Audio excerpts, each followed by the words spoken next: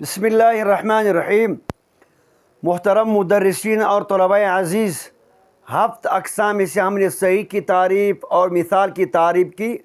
آج ارشاد الصرف کا جو درس ہے نا، 26 نمبر درس ہے محموز کی تعریف۔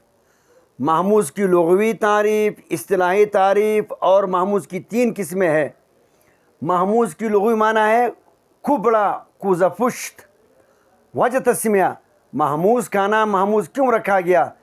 کہتا ہے جس صیغہ کے اندر حمزہ نظر آئے وہ صیغہ بھی کھبڑا نظر آتا ہے، اس لیے محموز کا نام محموز رکھا۔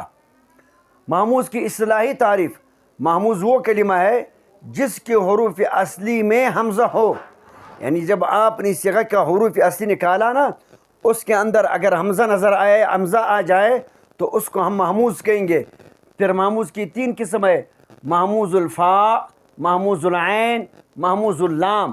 ہر ایک کی تعریف: محموز الفاء وہ ہے جس کے فا کلمہ کے مقابلے میں حمزہ ہو، یعنی حروف اصلی نکالا، پہلے نمبر پر حمزہ ہے تو اسے محموز الفاء کہیں گے۔ امارا، امرون، یہ فعل کی مثال ہے اور یہ اسم کی مثال ہے۔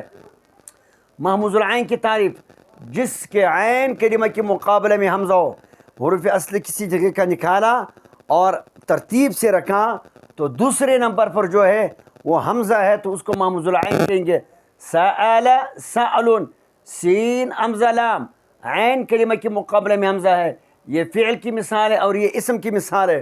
محموز اللام کی تعریف: جس کے لام کلمہ کے مقابلے میں حمزہ ہو، حروف اصلی نکالے کسی بھی صیغہ کے، پہلے دوسرے نمبر پر نہیں، دوسرے پر نہیں، تیسرے پر حمزہ تھا تو اسے محموز اللام کہیں گے۔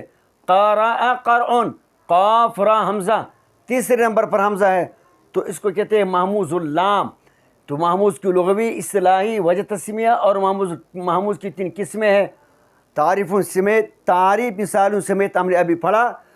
کل انشاءاللہ صحیح اور مثال اور محموز کا مشق اور تمرین ہوگا۔